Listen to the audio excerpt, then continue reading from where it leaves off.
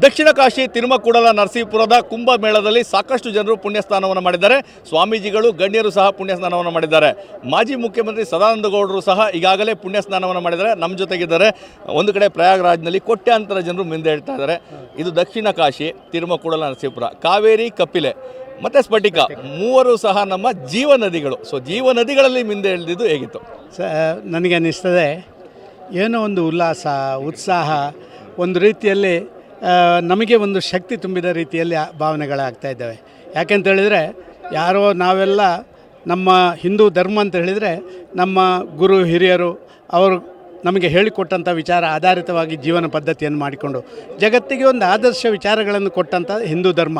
ಇವತ್ತು ಅಂಥ ಧರ್ಮದಲ್ಲಿ ಇಲ್ಲಿಯ ಸ್ಥಳ ಇದೊಂದು ಅತ್ಯಂತ ಪವಿತ್ರ ಸ್ಥಳ. ಹೇಗೆ ಉತ್ತರ ಭಾರತದಲ್ಲಿ ಪ್ರಯಾಗ್ರಾಜಲ್ಲಿ ಅಲ್ಲಿ ನಡೆಯುವಂಥ ಕುಂಭಮೇಳ ಇದೆಯಾ, ದಕ್ಷಿಣ ಭಾರತಕ್ಕೆ ಅಷ್ಟೇ ಒಂದು ಶಕ್ತಿ ಕೊಡುವಂಥ ಪವಿತ್ರ ಸ್ಥಳ ಇದು ಅಂತ ನಾನು ಭಾವಿಸ್ತಾ ಇದ್ದೇನೆ. ತುಂಬ ಸಂತೋಷ ಆಗಿದೆ. ನಿನ್ನೆ ತಾನೇ ನನ್ನ ಹೆಂಡತಿ, ನನ್ನ ಮಗ ಎಲ್ಲ ಅಲ್ಲಿ ಹೋಗಿ ಬಂದವರು. ಇವತ್ತು ಅವರ ಸಮೇತ ನಾನು ಇಲ್ಲಿ ಬಂದು ನನ್ನ ಈ ಒಂದು ಪವಿತ್ರ ನದಿಯಲ್ಲಿ ಸ್ನಾನ ಮಾಡುವಂಥ ಕೆಲಸ ಕಾರ್ಯಗಳನ್ನು ಮಾಡಿದ್ದೇನೆ. ಕಾವೇರಿ ಮತ್ತು ಕಪಿಲ ಸ್ಫಟಿಕೆ ಒಂದು ಸಮ್ಮಿಲನ ಇದೆ. ಆ ನೀರನ್ನು ನೋಡಿದರೆ ಸಾಕಷ್ಟು ಖುಷಿ ಆಗ್ತದೆ. ಸ್ವಚ್ಛಂದವಾಗಿರುವಂಥದ್ದು ಆ ಸ್ಥಳದಲ್ಲಿ ನೋಡಿ. ಒಂದು ನೀರು ಸ್ವಚ್ಛಂದವಾಗಿದೆ. ನಾನು ಆಡಳಿತದವರಿಗೂ ಕೂಡ ಅಭಿನಂದನೆಗಳನ್ನು ಸಲ್ಲಿಸ್ತೇನೆ. ಇಲ್ಲಿ ಲಕ್ಷಾಂತರ ಜನ ಇವತ್ತು ಬಂದವರಿಗೆ ಒಂದು ರೀತಿಯಲ್ಲಿ ಯಾವುದೇ ತೊಂದರೆಗಳೇ ಆಗದೆ ಎಲ್ಲ ನೋಡುವಂಥ ಕೆಲಸ ಕಾರ್ಯಗಳನ್ನು ಮಾಡ್ತಾರಲ್ಲ, ಅವರು ಕೂಡ ದೇವರು ಒಳ್ಳೆಯ ಶಕ್ತಿಯನ್ನು ಕೊಡಲಿ ಅಂತ ಹೇಳಿ ನಾನು ಪ್ರಾರ್ಥನೆ ಮಾಡ್ತೇನೆ. ಇಲ್ಲಿಯ ನೀರು ನಮಗೆ ನೋಡಿದಾಗ ಅನ್ನಿಸ್ತದೆ, ಇಷ್ಟು ಲಕ್ಷ ಜನ ಬಂದವರ ನಂತರವೂ ಕೂಡ ಈ ನೀರು ಇಷ್ಟು ಶುದ್ಧವಾಗಿರಬೇಕಾದ್ರೆ ಇದರ ಪಾವಿತ್ರ್ಯತೆ ಎಷ್ಟಿರ್ಬೋದು ಅದನ್ನು ಜನನೇ ಅರ್ಥ ಮಾಡಿಕೊಳ್ಬೇಕು ಅಂತ ಭಾವಿಸ್ತಾ ಇದ್ದೀನಿ. ಕುಟುಂಬ ಸಮೇತರಾಗಿ ಬಂದು ಪುಣ್ಯ ಸ್ನಾನವನ್ನು ಮಾಡಿದ್ದೀರಾ. ಪ್ರಯಾಗ್ರಾಜ್ನಲ್ಲೂ ಸಹ ಸ್ನಾನ ಮಾಡಿದಂಥ ಅನುಭವ ಇದೆ. ಈ ಒಂದು ಅನುಭವ ಯಾವ ರೀತಿ ವಿಶೇಷವಾಗಿ ನೋಡಿ, ಪ್ರಯಾಗರಾಜದ ಈ ಬಾರಿ ಇದಕ್ಕೆ ನಾನು ಹೋಗಲಿಲ್ಲ. ಇವತ್ತಿನ ಉತ್ತರ ಪ್ರದೇಶದ ಮುಖ್ಯಮಂತ್ರಿ, ಆಗ ಅವರು ಲೋಕಸಭಾ ಸದಸ್ಯರಾಗಿದ್ದರು. ಆಗ ಅವರ ಕ್ಷೇತ್ರದಲ್ಲಿ ರೈಲ್ವೆ ಆಕ್ಸಿಡೆಂಟ್ ಆಗಿತ್ತು. ನಾನು ರೈಲ್ವೆ ಮಂತ್ರಿ ಆಗಿದ್ದೆ. ನಾನು ಅಲ್ಲಿಗೆ ಹೋದಾಗ ಯೋಗಿ ಆದಿತ್ಯನಾಥರೇ ನನ್ನನ್ನು ಅಲ್ಲಿ ಕರ್ಕೊಂಡೋಗಿ ಇದೊಂದು ಪುಣ್ಯ ಸ್ಥಳ ಅಂತ ಹೇಳುವಂಥ ಸಂದರ್ಭದಲ್ಲಿ ಸ್ನಾನ ಮಾಡಿದೆ. ಆಮೇಲೆ ಸರ್, ಪ್ರಾಯಶಃ ನನಗೆ ಅನ್ನಿಸ್ತಾ ಇರುವಂಥದ್ದು ಇದೊಂದು ಯಾರಿಗೂ ಹೇಳಲಿಕ್ಕಾಗದಂಥ ಅನುಭವ. ಮಾಧ್ಯಮದವರಿಗೂ ಕೂಡ ಇದನ್ನು ನನಗೆ ಎಕ್ಸ್ಪ್ಲೈನ್ ಮಾಡಲಿಕ್ಕೆ ಸಾಧ್ಯ ಇಲ್ಲ.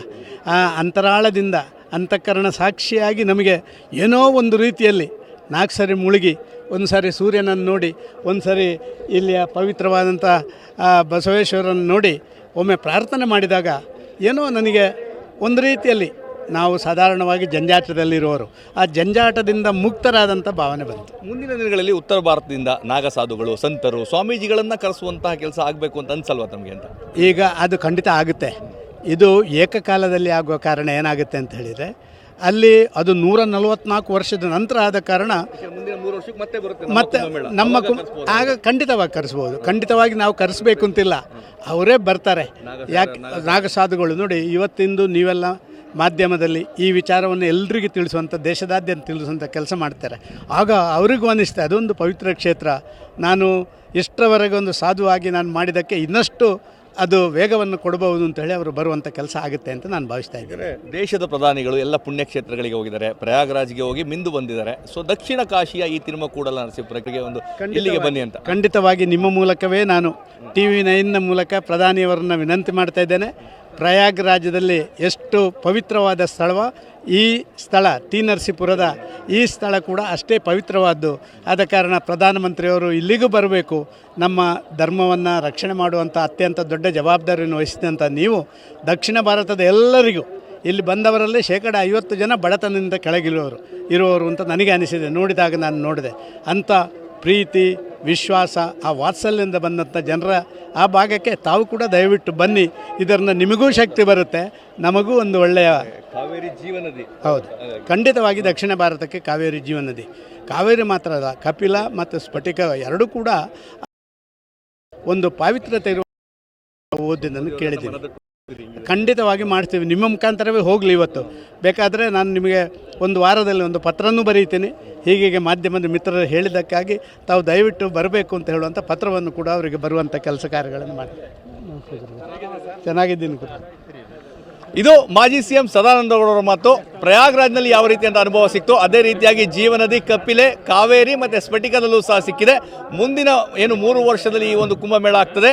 ದೇಶದ ಪ್ರಧಾನಿ ನರೇಂದ್ರ ಮೋದಿಯವರು ಸಹ ಇಲ್ಲಿ ಬಂದು ಈ ಒಂದು ಪುಣ್ಯ ಸ್ನಾನವನ್ನು ಮಾಡಬೇಕು. ಈ ಹಿನ್ನೆಲೆಯಲ್ಲಿ TV9 ಮುಖಾಂತರ ಅವರು ಮನವಿಯನ್ನು ಮಾಡಿದ್ದಷ್ಟೇ ಅಲ್ಲ, ಪತ್ರವನ್ನು ಬರೆದು ಈ ವಿಚಾರವನ್ನು ತಿಳಿಸ್ತೇನೆ ಅನ್ನೋ ಮಾತನ್ನ ಸಹ ಹೇಳಿದ್ದಾರೆ. ತಿರುಮಕೂಡಲ ನರಸೀಪುರದಿಂದ ಕ್ಯಾಮ್ರಾ ಪರ್ಸನ್ ರಘು ಜೊತೆ ರಾಮ್, TV9 ಮೈಸೂರು.